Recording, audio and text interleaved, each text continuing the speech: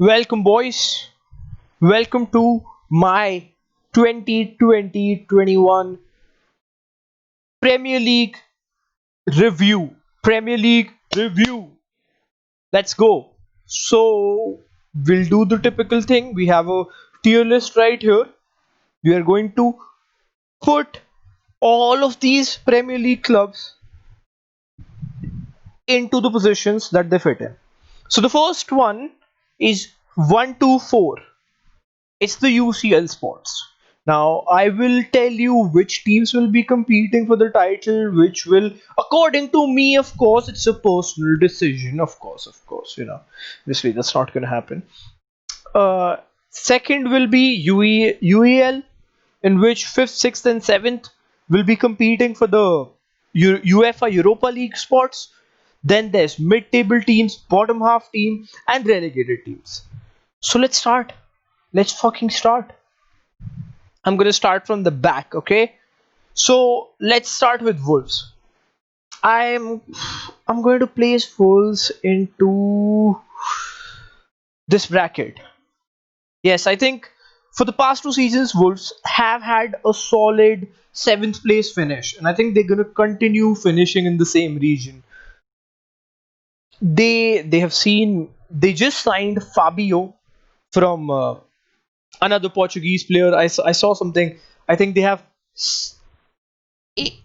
Portuguese players from 8 teams. They have now signed Portuguese players from 8 teams from the total of 16 Portuguese teams, something like that. I'm not exactly sure, but I think they'll finish solidly in that UEL spot, or at least will be competing for that UEL spot. Next, West Ham. It's been a disappointment for the Hammers, man. They've seen the youngster leave for West Brom, who look better in possession than them at the moment. But West Ham have billionaire owners, and I think they will still scrape through like last time. I think they're still good enough to be a bottom half team, even though I don't think they deserve to be a bottom half team. You know what I mean? Yeah, yeah, you know what I mean. You know what I mean, bro. Then there's West Brom.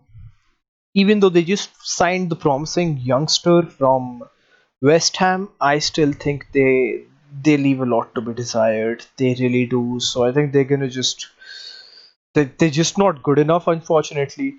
Even if I'm wrong about West Brom, I think the best they can do is bottom half. It'll be very hard for them to overcome that. Next we have Spurs. Now, boys, they did finish sixth last season. They did have a lot of players injured for most of the season.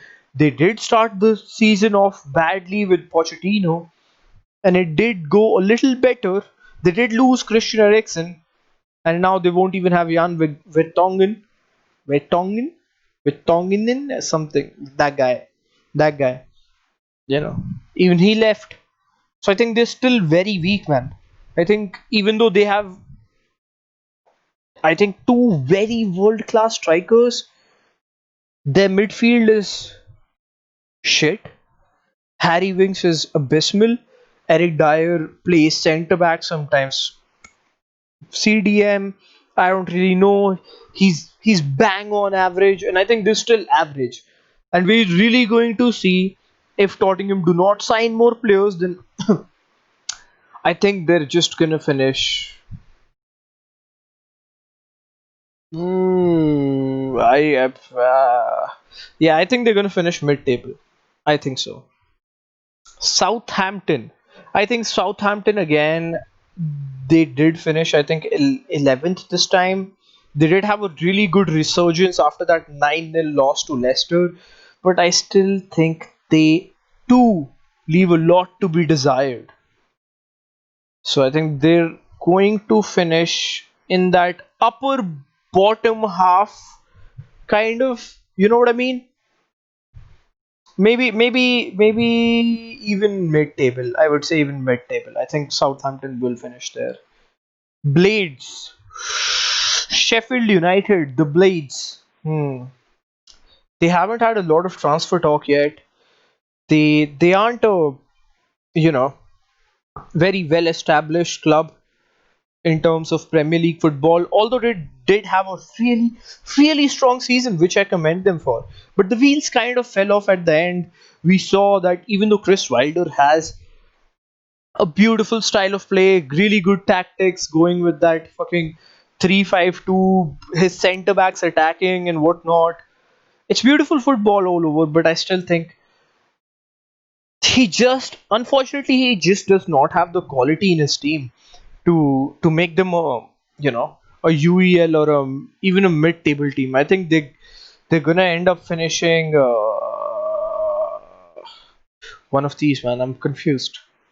I'll give them the benefit of doubt, and I will place them here. I'll place them here. Yep. Yeah, I'm not really sure. Newcastle. Newcastle have just signed Ryan Gosling and Harry Wilson. Harry Wilson? No. Wilson from Bournemouth. Two really good Premier League players, but Wilson has been injured for quite some time, hasn't been performing his best. He is kind of injury prone, but he's good. He's even great sometimes when he plays. I remember when Bournemouth got promoted the first year, uh, he was insane. He was insane in that promotion. He just out. I think he was the top scorer that season or something like that. But he was really good. And then he came into Premier League and tore his ACL or something, and he was out for like 9 months. I had him in my fantasy team, and it did not go well. So I think Newcastle are again going to finish in that upper bottom half kind of thing. It's not looking too great for them. Manchester City, I think this is pretty easy. They just have too much money, so I'm not even going to talk about them. Even though they do have a few players leaving, but I think they're still going to manage to, regardless of where they finish in the top four.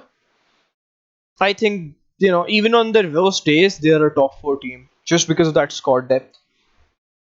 And Pep Guardiola, maybe you could say like 20% Pep Guardiola, 80% squad depth. I think they're still good enough to finish, even though they were kind of really ass last season.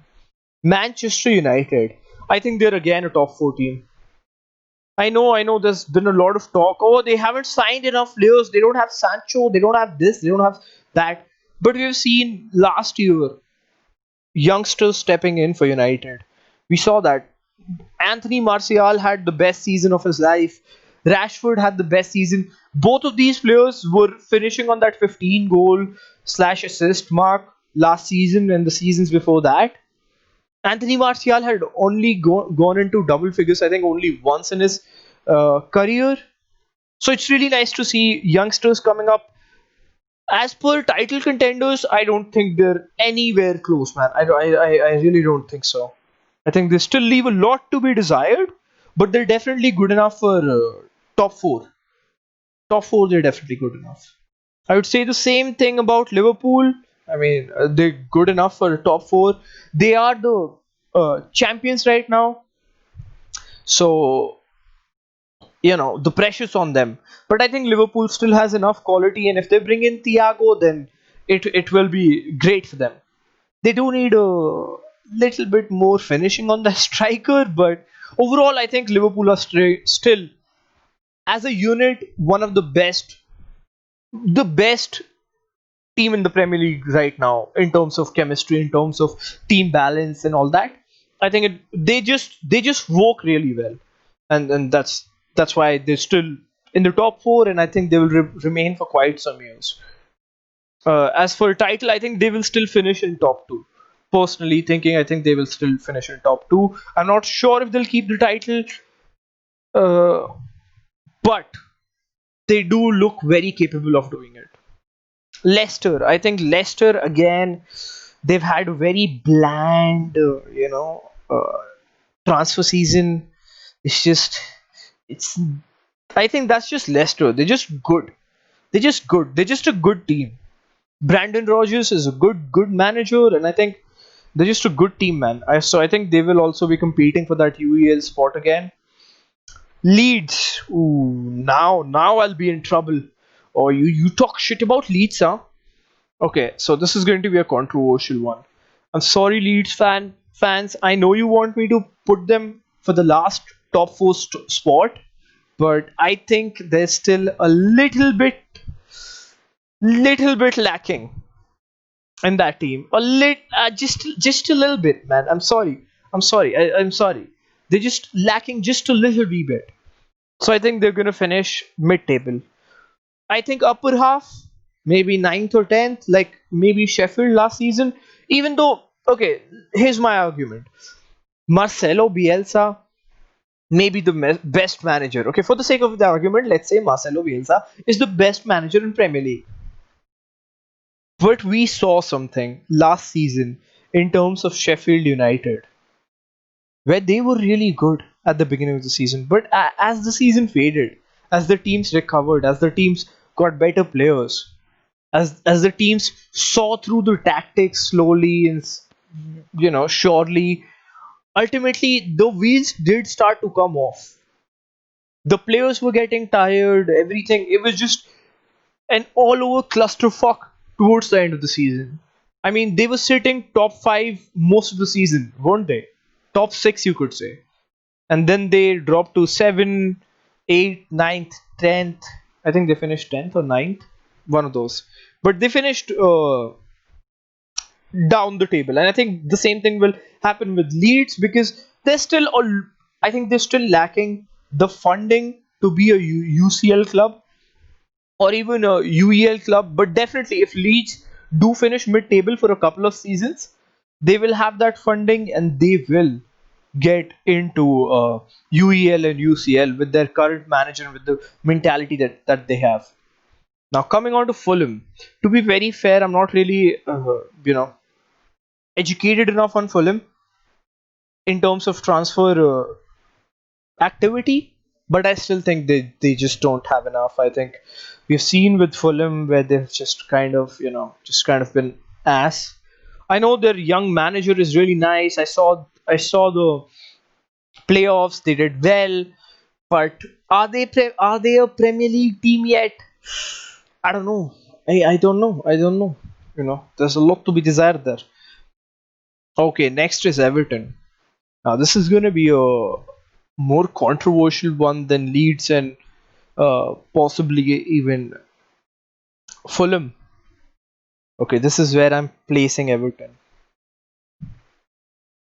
Yeah, and here's why. Here's why. Before you decide to burn me off on a stick, here's why. Everton have Carlo Ancelotti. That guy is a born winner. He's just brought in Allen. He's bringing in better and better and better players. He's just brought in James Rodriguez. Going from Tom Davies to James Rodriguez, even though James Rodriguez has essentially sat on the bench for like the past 3 seasons, that's still a massive upgrade. So let's be honest, Tom Davies doesn't start for Colombia. James Rodriguez captains it. That's why I think they will finish in the UEL spots. I think it's just the Carlo Ancelotti effect. I think they're just good enough to do that, man. I seriously think they're good enough to do that. Crystal Palace. Let's go to Crystal Palace. Hmm, this is a complicated one. I think they're still going to finish bottom half, so I'm just going to place them in the bottom half. Even though they did get easy, I don't know how to say his name, but they did get the young youngster from, I forget what team he played for. Yeah, basically they got a good championship player, but they still leave a lot to be desired. They're kind of a retirement home club for most top half clubs. So I think they're still not going to be finishing anywhere near the upper half of the table, you know. And now let's come to Chelsea. Okay, so they did finish in the top four. Their wheels did kind of fall off. They did kind of choke it at the end. And I know a lot of people are doubting Frank Lampard, and I am too. I am too, because we have every reason to believe he may not be that good of a manager, because we just haven't seen enough. We haven't seen him win a lot. We haven't seen him win at all. Actually, he's just managed to finish top four. Uh, yeah, granted that he did have a transfer ban at the beginning of the season, but now during this transfer window, we have seen some real quality transfers. Timo Werner, Kai Havertz, whatever you fucking name it, they've got it. They've got reinforcements up front.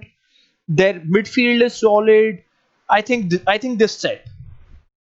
I think over Man City, if I had to pick a title challenger for Liverpool, I would pick Chelsea.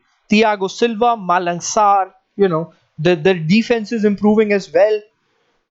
I think Chelsea challenge for the title this season, and may even depends on how well this new team works. I think they're capable of winning the league. I really think so. Burnley. Let's come to Burnley. I think Burnley are just Burnley. I'm not even going to talk about much. They just play just they just sorry, I kind of fell asleep. Yeah, yeah. That's enough about Burnley. That's enough. That's enough. Arsenal. I'll go to Arsenal first. Arsenal. Hmm. Hmm. Hmm. Did I fuck up? Did I fuck up? I think Arsenal. Wait, how many teams is it? Yeah, okay, yeah. Yeah. Arsenal finished mid-table again, and here's why. Here's why. This could also happen. They could even finish in those UEL spots if it works out for them, but I'm not really sure. I am still gonna put them in the UEL spot. I know it's illegal because not enough spots, but I'll still put them. I think it's gonna be a race, a very close race between these four clubs, man. I think it's gonna be a very close race between these four clubs. We don't know who wins this, but if this Arsenal team, Aubameyang stays and all that, if they perform, if they gel well, if they don't have all that many injuries, the future looks bright. Maybe in a couple of years, maybe next year, even when they have more transfers coming in their way through this upcoming January window and the next season window, I think there will be a way more mature team, and I think they'll start finishing in the top half. But for now, they'll be UEL or mid-table. I still don't think they have enough to finish in the UCL spots, and that's just me. Brighton. I think Brighton finished bottom half. I think it's safe to say maybe bottom half, maybe mid-table. They do play a good style of football. We did see at the end of the season a really positive Brighton side. At times they were kind of fast where Graham Potter just set them up to lose. They were like, okay, we just don't want to lose. We'll just be defensive, and then they ended up losing. And I think that's just Brighton, man. I think they still have a lot to desire. If they want to finish in mid-table, they'll need to be a little more brave, and that's it. Aston Villa, man, this is going to be heartbreaking because I like Aston Villa a lot. My first season, I saw them get relegated. The first season of complete football that I was watching, that I saw from match day one to match day last, and I think it's going to be heartbreak for Aston Villa fans again because they have been getting cucked a lot.